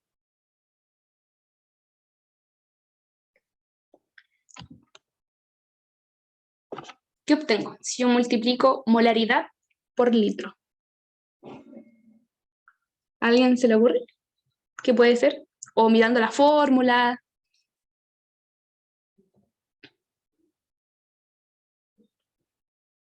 ¿Sí? ¿No? Por último, dígame que no.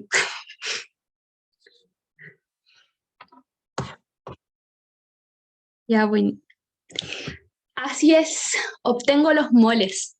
Entonces, lo que yo estoy haciendo con esta fórmula es sumar los moles que tengo acá, sumar los moles que tengo acá, y dividirlos por el volumen total. Estoy calculando la molaridad de nuevo. Eso. Quería que quedara como dato, por si en algún momento les sirve, pero básicamente eso es lo que yo hago con esta fórmula. Sumo los moles que hay en esta, sumo los moles que hay en esta, y por eso tienen que ser del mismo soluto, porque yo voy a sumar los moles de soluto entre sí, para obtener la nueva concentración de mi nueva disolución. ¿A alguien le queda alguna duda con lo de la mezcla de soluciones? Profe, sumo los moles y luego ¿qué? Lo divido en el volumen total de la disolución final, que en este caso sería 1 litro más 2 litros, 3 litros. Como que calculo la molaridad de nuevo, pero en realidad pueden seguir esta fórmula nomás, y les va a dar igual. Yo solo quería que supieran que si yo multiplico molaridad por volumen, y ese volumen está en litro, me va a dar el número de moles. Pero no, ¿cómo se llama esto? No se queden pegados en eso, quería que como que vieran eso como en la fórmula nomás, pero pueden seguir esta fórmula y van a estar bien. Y de hecho la concentración no necesariamente va a ser molaridad, podría ser porcentaje masa-masa, podría ser molalidad, entonces eso. En este caso sí, pero la M es como una abreviación de mol partido en litro. Puse M en grande porque significa lo mismo y ocupaba menos espacio. Pero la M grande de molaridad sí se puede ocupar como unidad de medida, pero significa mol partido en litro. Que es lo mismo que M partido en L. Sí, pero mol se escribe completito, mol. No es M partido L, por eso. O N, claro, N. Sí. N igual mol, sí. Para sacar los moles, el volumen en litro es de la solución. Araceli, no entendí muy bien la pregunta. ¿Podrías, por favor, explicármela de nuevo?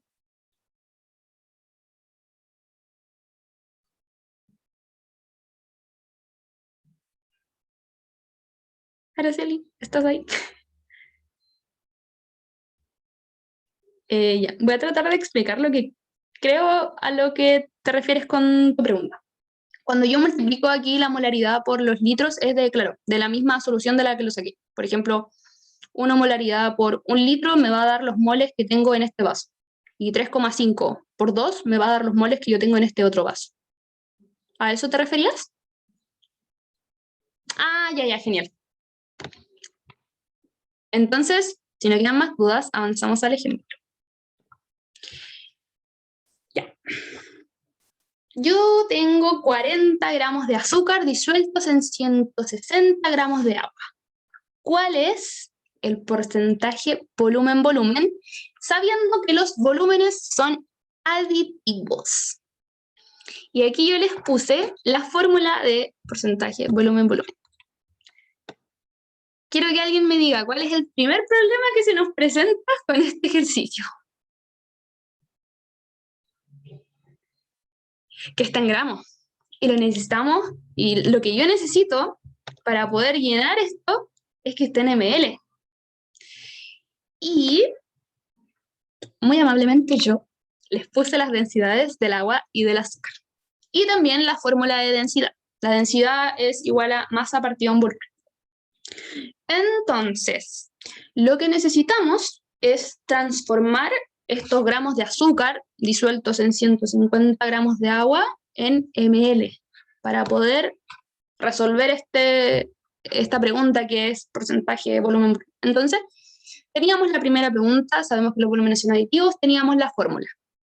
Y llegamos a que teníamos que cambiar la unidad de medida, nuestro primer problema. Entonces, cambiamos la unidad de medida porque tenemos las densidades. Entonces yo aquí resolví la del agua primero. Entonces, lo que se puede aquí hacer es una regla de 3. O esto es lo que yo hago por lo menos para cambiar la unidad de medida. Puse 1 gramo, como se dice aquí, 1 gramo por ml. Entonces, 1 gramo de agua equivale a 1 ml de agua. Entonces, si yo tengo 160 gramos de agua, entonces, ¿cuánto ml tengo? Y llegué a que tengo 160. No sé si tienen sus calculadoras por ahí, pero si pueden sacar la del azúcar y me la pueden decir, porque yo aquí puse la primera parte de la regla de 3. Entonces, si pueden sacar sus calculadoras del celular, como más les acomode, y me digan cuánto queda, cuántos ml tengo de azúcar.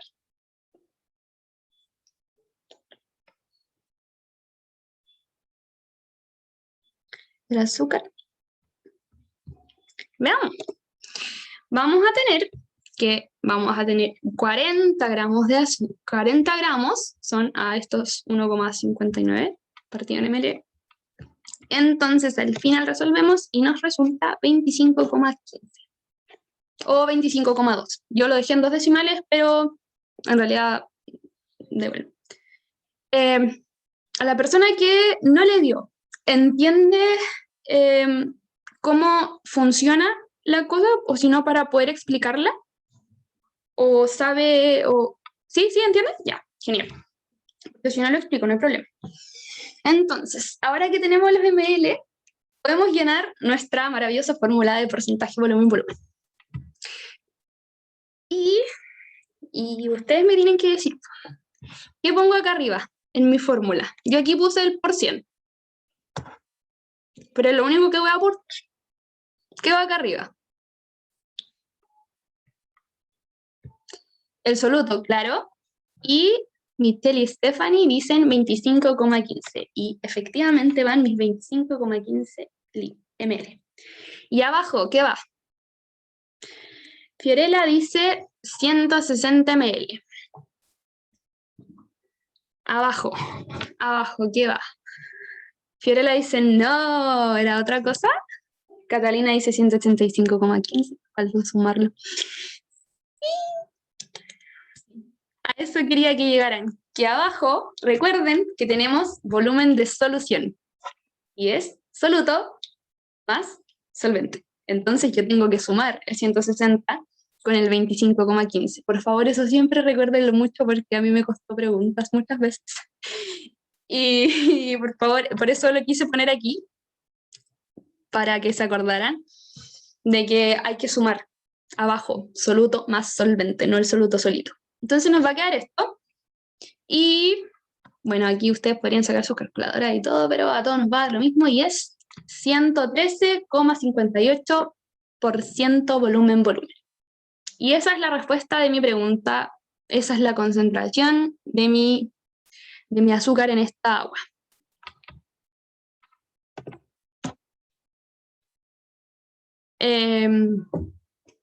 La verdad, puede que sean más simples, pero yo encuentro que agregarle un poco de complejidad a la vida hace que después ver otras cosas más fáciles se vean más fáciles todavía.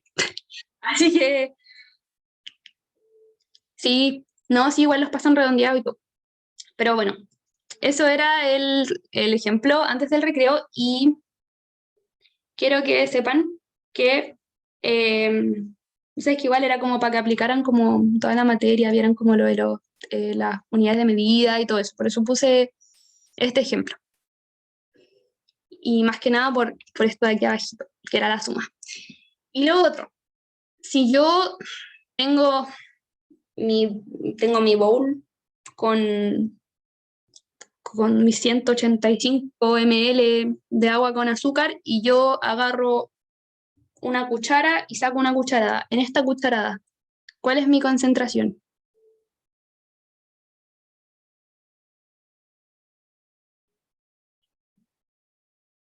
¿Se mantiene? ¿Aumenta? ¿Disminuye? Mi concentración volumen-volumen. En esta cucharada que yo saqué de este pote con agua. Es la misma, porque la concentración es la misma en todas las partes de este pote con agua. Entonces se mantiene la concentración. Da lo mismo si yo saco 10 ml, saco 8 ml, saco 1 ml, la concentración en todas partes es la misma, se mantiene. ¿Y cuándo pasará en la lista? La pasa el coordinador. Así que... Yo ya pasé la lista, después voy a nombrar a las personas que están ausentes, y si están presentes me dicen, no, profe, yo estaba presente. Entonces, puede devolver la diapo, claro.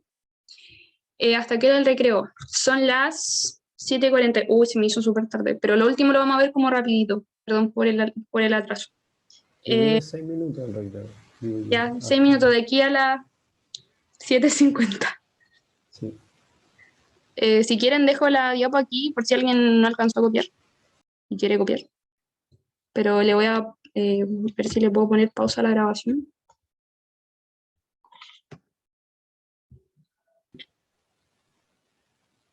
Ya. Entonces, luego de ese cortito recreo, vamos a empezar con propiedades coligativas que hacen referencia a cómo el soluto afecta al disolvente. Este soluto debe ser no volátil.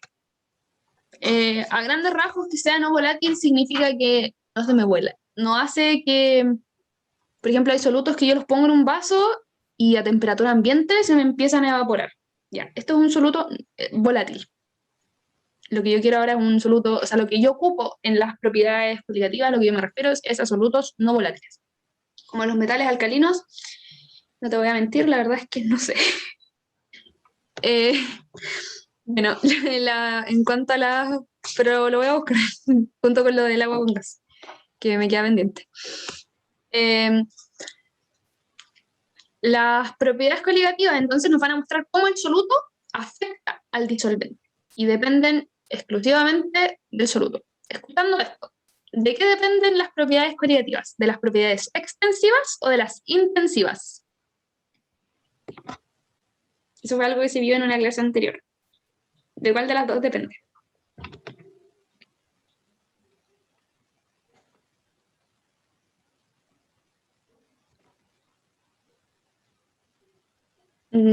Las propiedades intensivas son aquellas que no dependen de la cantidad de materia. Y en las propiedades coligativas sí dependemos de la cantidad de soluto. Por lo tanto, en las propiedades coligativas dependemos de las propiedades extensivas. Eso. Así que a eso vamos con las propiedades coligativas y empezamos. A las 8 yo sé que se termina la clase, así que si alguien se tiene que ir, se puede retirar, pero va a quedar todo grabado y una vez más lo siento por la extensión de la clase. Sí, son extensivas. Entonces, partimos con la primera propiedad, que es la disminución de la presión de vapor. Para comenzar, la presión de vapor es la fuerza que ejerce el vapor en el líquido de un recipiente. Entonces, por ejemplo, si yo tengo una olla abierta y estoy cocinando, tengo mi olla con agua. Aquí el agua que se me va evaporando va saliendo y la verdad es que no me ejerce mucha presión. Pero si yo mi olla la tapo, lo que va a pasar es algo así. Como que mis partículas que se están evaporando van a empezar a chocar con la tapa y se me empiezan a devolver. Entonces, lo que yo voy a tener con la presión de vapor es que estas partículas están como... Hay algunas que se condensan y vuelven a convertirse en agua, y tengo otras que al mismo tiempo se están convirtiendo en gas. Entonces tengo unas que están de gas, otras que están de líquido, y así van subiendo y bajando, se van turnando y todo eso, y queda todo ese desorden cuando yo le pongo la tapa a la olla. Y va a llegar un momento en el que la misma cantidad de partículas que se me evapora es la misma cantidad de partículas que se me condensa. Y a eso se le llama equilibrio dinámico.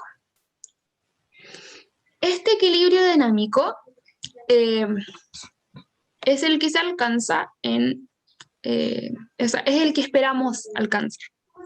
Y cuando se alcanza este equilibrio dinámico, podemos calcular la presión de la solución que yo tengo, la presión de vapor. Y vamos a ocupar esta fórmula. Y cada cosita significa, esto es la presión de vapor de la solución en general. Esta es la presión de vapor del solvente, cuando estaba solito. Onda, el solvente, antes de que yo le agregara cualquier cosa, mi solvente solo. Y por último, multiplicado por la fracción molar del soluto, que era lo que habíamos visto antes, que es los moles de soluto partido en los moles totales en la disolución. Y así es como se calcula la presión de vapor. Y básicamente aquí lo que pasa es que cuando yo agrego un soluto, este soluto, bueno, como habíamos visto en la foto que está aquí, las partículas están locas, subiendo, bajando, y lo que hace mi soluto es impedir que este movimiento se genere tan así, como que estorba al movimiento de las partículas del solvente que se está volviendo loquito entre gas y líquido. Entonces, la cantidad de líquido que se evapora y que está condensándose y todo eso es mucho menor.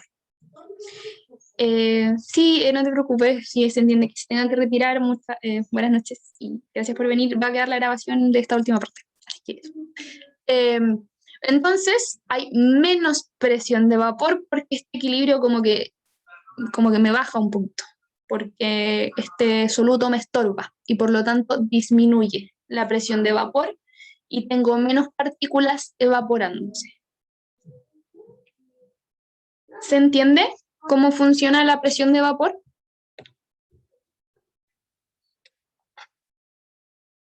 No entendí. Ya. Lo explico de nuevo. Lo que pasa es que cuando yo tengo, por ejemplo, agua sola en una olla y estoy quemándola, pues, por ejemplo, y le pongo una tapa, lo que hacen las partículas es que se empiezan a evaporar, ¿cierto? Pero como chocan con la tapa, se tienen que empezar a devolver. Y lo que va a empezar a pasar en este espacio de la olla que no tiene agua es que vamos a tener partículas que se están volviendo a convertir en agua y partículas que se están convirtiendo en vapor. Entonces tenemos unas que se vuelven vapor, otras que se vuelven agua. Y llega un momento en el que llegamos a un equilibrio, en el que la misma cantidad de partículas que se hace vapor es la misma cantidad de partículas que se hace agua. Porque como chocan con la tapa, como que no tienen mucho que hacer, entonces como que lo único que les queda es como devolverse el agua. Pero igual hay como temperatura, tenemos esta tapa, entonces como que hay harto movimiento, entonces tienen que volver a salir. Entonces se genera como este equilibrio dinámico, porque es un equilibrio, pero en este equilibrio siempre hay un movimiento, o sea, siempre hay partículas que están saliendo del agua y partículas que están entrando al agua. A eso se refiere la presión de vapor. Y este movimiento de salida del agua, entrada del agua, me convierto en vapor, me convierto en agua, me convierto en vapor, me convierto en agua. Este equilibrio que se genera y este movimiento de partículas se interrumpe con el soluto. Entonces, como el soluto interrumpe este movimiento que se genera en esta olla, la presión de vapor va a disminuir. ¿Por qué? Porque este soluto, como dije anteriormente, estorba el movimiento de las partículas. Entonces la presión que me ejerce, como la cantidad de vapor que yo voy a tener entre el agua y la tapa, va a ser mucho menor, porque este soluto me impide, me estorba que las partículas se muevan y salgan del agua. Entonces disminuye la presión de vapor. ¿Me expliqué un poco mejor ahí?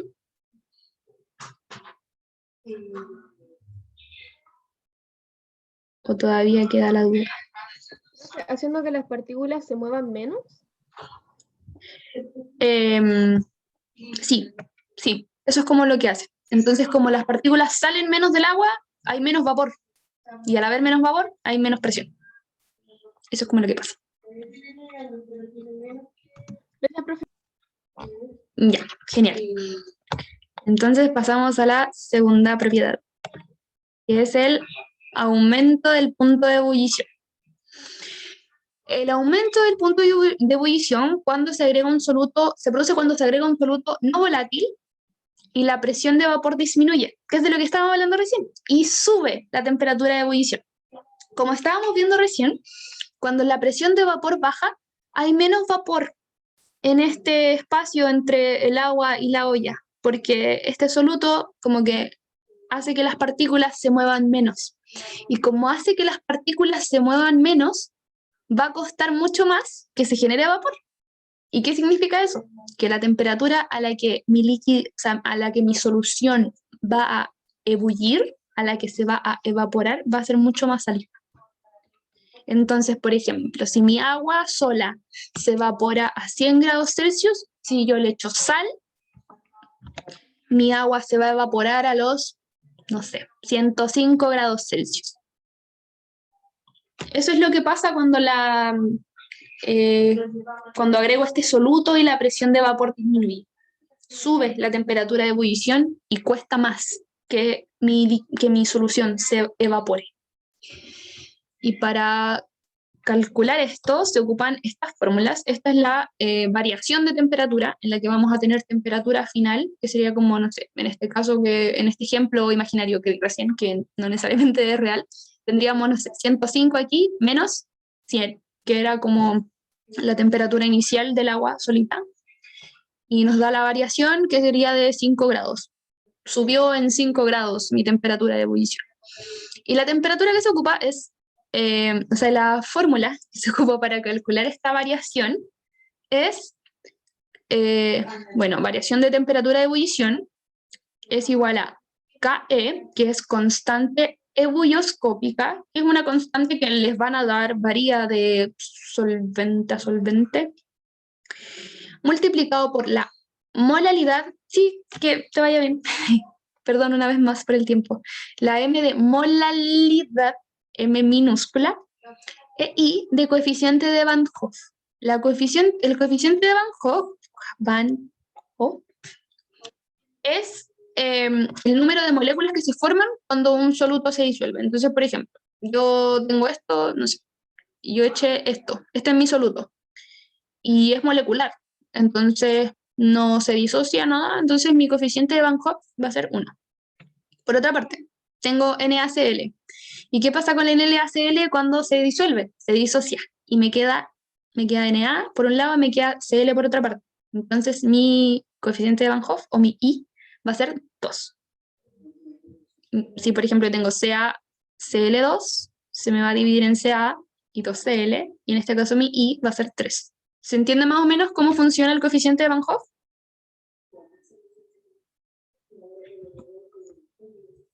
Sí, sí. Ya. Que les vaya bien. Ya, entonces, así es como se calcula a modo de, yo siempre me acordaba de esta fórmula como Kami. Aumento del punto de ebullición se calcula como Kami. Y recordar que la M es de molalidad, pero se calcula con Kami. ¿Queda claro cómo funciona el aumento del punto de ebullición? ¿A alguien le queda alguna duda?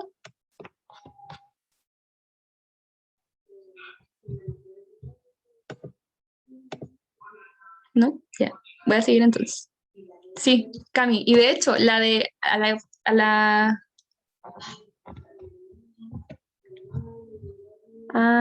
pero estaba en el temario que me dijeron que tenía que pasar. Bueno, prosigo. La tercera propiedad, que es la disminución de temperatura de fusión, tiene la misma fórmula, Kami. Pero la diferencia es que aquí la constante es crioscópica y lo que aquí pasa es que disminuye mi temperatura de fusión. O sea, me cuesta más congelar mi disolución. Por ejemplo, si mi agua se congelaba a los 0 grados Celsius, si yo le echo sal, mi agua se va a congelar a los menos 5 grados Celsius. Disminuye mi temperatura de fusión. ¿Por qué son dos fórmulas? Básicamente, o sea, aquí yo pongo dos fórmulas porque esta es como la oficial, pero igual es importante saber que esto, que es la variación de temperatura de fusión, es lo mismo que temperatura original, como la temperatura original del agua, menos la temperatura que me queda al final cuando le agregué mi soluto. Ay, perdón, ahí sí se ve, ahora sí se ve el puntero. Ya. Sí, gracias por venir, perdón una vez más por la tardanza y por la duración. Ya, entonces, lo pongo porque es importante saber que la variación de temperatura crioscópica, que es la variación de temperatura de fusión, es lo mismo que temperatura original de mi solvente menos la temperatura final que me queda después de que le agregué el soluto. Y lo mismo que en la anterior es CAMI. Lo único que cambia es que aquí la constante es crioscópica y no ebullioscópica. No sirven para lo mismo. Alguien preguntó si daba igual cuál servía, no. Lo que pasa es que se representan igual, pero no da lo mismo, porque una me cambia la temperatura, una me evalúa el cambio de temperatura de ebullición y la otra me evalúa el cambio de temperatura de fusión o de solidificación, por decirlo así. Como que se me solidifica mucho más lento, cuesta más que se me solidifique porque mi punto de fusión disminuye.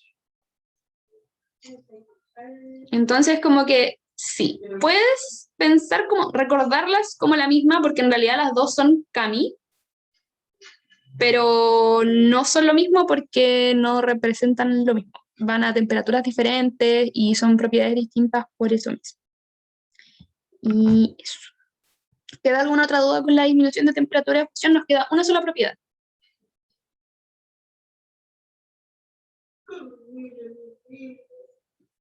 ¿Sí? ¿No? ¿Sí? ¿Avanzamos a la última? Ya. Y esta la explico rapidito para que no tengan que estar tanto retomadas aquí. Y es la presión osmótica, que es la fuerza necesaria para romper el equilibrio de osmosis. Yo no sé si ya vieron osmosis en biología, pero básicamente, por ejemplo, yo aquí tengo solvente puro y aquí tengo una solución.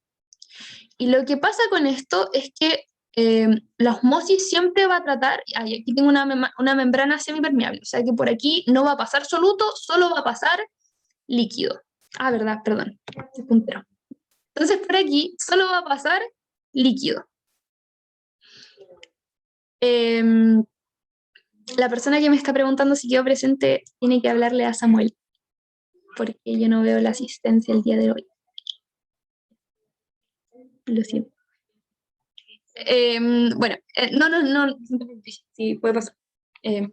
Entonces, por esta membrana semipermeable solo va a pasar solvente, no pasa soluto. Entonces aquí yo tengo soluto solvente y aquí tengo solo solvente. Entonces lo que va a pasar es que lo que trata de hacer la osmosis, o lo que en realidad hace la osmosis, es igualar un poco las concentraciones a ambos lados de esta membrana semipermeable. Como que el agua tiende a irse a donde hay más soluto. Entonces me va a quedar algo así, como que se me va a desnivelar este equilibrio que yo tenía aquí perfecto y el agua se me va a correr hacia acá y va a subir este nivel. Y la presión osmótica lo que representa es la fuerza necesaria para yo poder empujar esto, para que esta agua que se me vino para acá se devuelva a donde estaba originalmente y romper esta osmosis, romper este equilibrio de osmosis que se generó. Eso es lo que es la presión osmótica. Y la presión osmótica se puede representar de dos formas, como fórmula. Primero que nada tenemos la más común, que sería pi, que pi en realidad no es pi de matemáticas, es el signo de presión osmótica. Básicamente este signo es una P de presión, igual a M de molaridad por R, que es una constante, que es 0,082, que no sé si se las dan en la PDT, pero mientras más ejerciten se la van a aprender de memoria porque se ocupa muchísimo. Y por último, T, que es de temperatura. Y esta temperatura tiene que estar en Kelvin, no en Celsius. Tiene que estar en Kelvin sí o sí. Y como para recordar un poquito más fácil esta fórmula, tenemos esta que está acá arriba, o también llamada pavo ratón. La pavo igual ratón es básicamente no sé, yo escribo pavo igual ratón, y vamos a eliminar todas las vocales y nos queda PB igual RTN. Y lo que me representa este pavo ratón es presión por volumen igual a R de esta constante de la que habíamos hablado, por T de temperatura, Kelvin. Kelvin, una vez más, por favor recuerden que es en Kelvin, por N de número de moles. Entonces, esa un tip para recordar la fórmula de presión osmótica pavo ratón. ¿Puedo decir una cosita? Sí, obvio. Que si es que se está evaluando presión osmótica, pero el soluto de la solución es un ion, hay que usar el coeficiente de Van Hoff. Ponerlo, sería ratón I, como ratón I, que sería el coeficiente de Van Hoff. En general, en la PT1 les va a tocar, en general. Pero si les toca, por ejemplo, una solución de NaCl, ahí hay que, como el NaCl se disocia, la presión osmótica que genera el doble, porque son dos iones separados. Y por eso el coeficiente de Van Hoff también hay que multiplicarlo. Lo digo porque va a ser nuestra pregunta del Instagram y tienen que saberlo. Entonces, después del ratón, agregan la I del coeficiente de Van Hoff. Eso, que es el mismo que vieron en las otras propiedades coligativas. Eso. Entonces, eso. Agréguenle la I para el ratoní, pavo ratoní. Eso. Eso con esa fórmula, y en realidad eso fue todo. Esto fue todo lo que vimos el día de hoy, y ahora puse esto de a mimir, porque se hizo muy larga la clase y lo siento mucho una vez más. Y claro, me devuelvo a la diapo de disminución de temperatura. ¿Sí? ¿Aquí? O esta. Igual toda esta materia está en su guía.